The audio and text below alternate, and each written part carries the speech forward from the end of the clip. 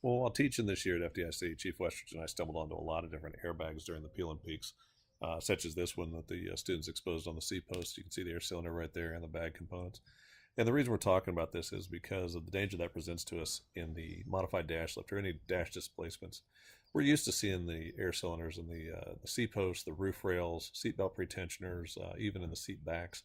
But I've always told people, don't worry about it in the A post. Well, that's not true anymore. And as we're cutting the A post or we're displacing the dash from the A post, we've got to be careful about that.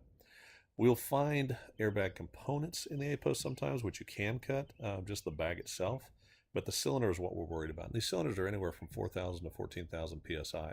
So we really want to be cautious about that. There's online videos now showing people cutting them, and you might get by with it, and you might get yourself killed.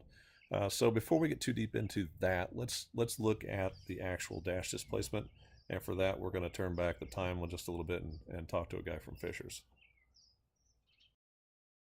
And today we're going to talk about the modified dash lift. We did a little bit of work on this car beforehand to go ahead and expose the components that we want to make sure everybody understands. As we look at it, when we make our relief cuts, which we'll talk about in a second, the intent is to lift the entire dash up and away from our patient, where we might have lower limb entrapment or pedal entrapment on the driver's side.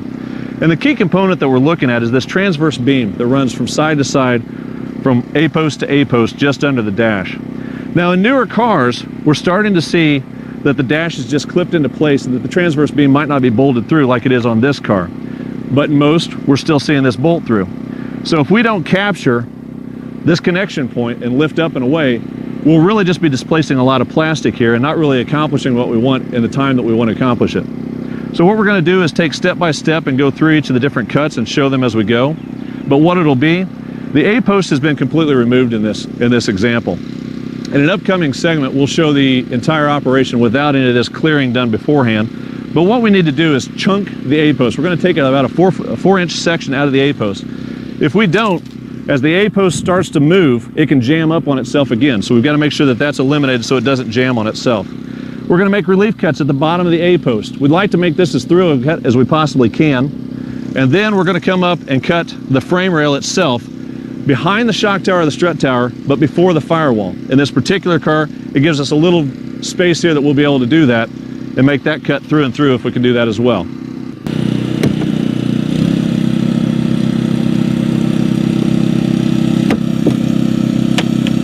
And if we can, we'll go ahead and make 2 cuts, one through and through from the door side and then one through and through perpendicular to make sure that we get all the way through that A post.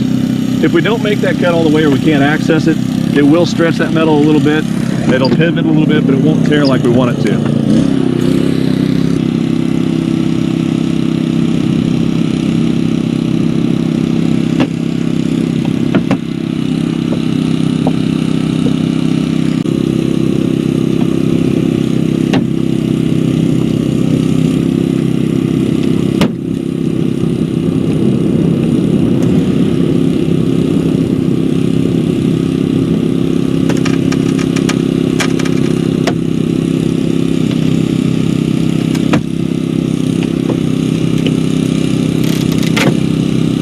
The next step is bring the spreaders in and let's show you what our lift will do. As we spread, we want to make sure that we're in constant contact with the ground, so we've got cribbing right under the post. And we'll start to spread up. The object is to get from the lower A post to the transverse beam. As we see with this lift, the beam is capturing and taking the dash all the way across. And it's giving us all kinds of space underneath that dash, underneath the glove box, for where we need to make that access.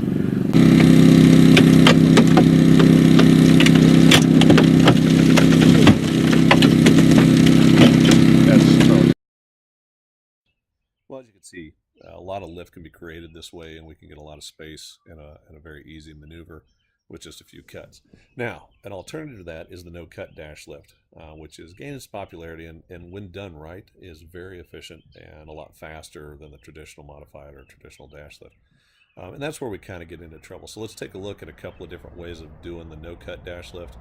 This first one, Steve Shoup from Ohio Task Force 1 is showing us, and he does a pretty good job with it. Good spreader placement, but the idea is you just put the spreader in the rocker and you come up in and catch that transverse beam and lift the dashboard all the way through. without any cuts at all.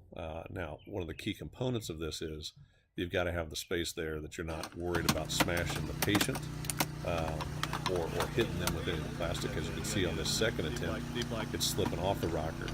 And so it takes a little bit of practice in the yard before you try it in the street.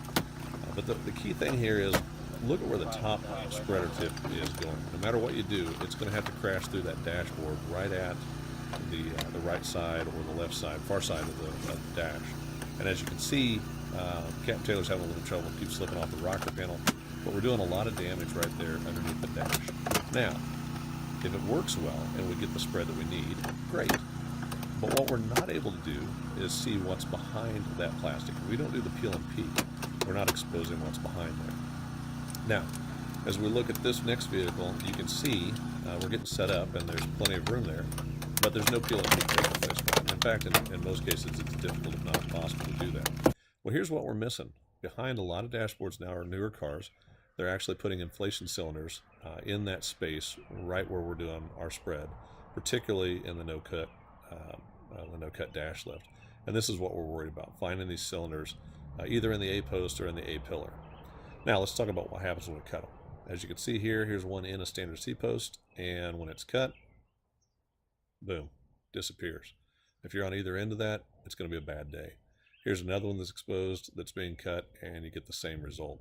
It just takes off. It's just shown in slow motion, and still you can imagine what kind of damage it's going to create. And that's why peel and peek is so critical.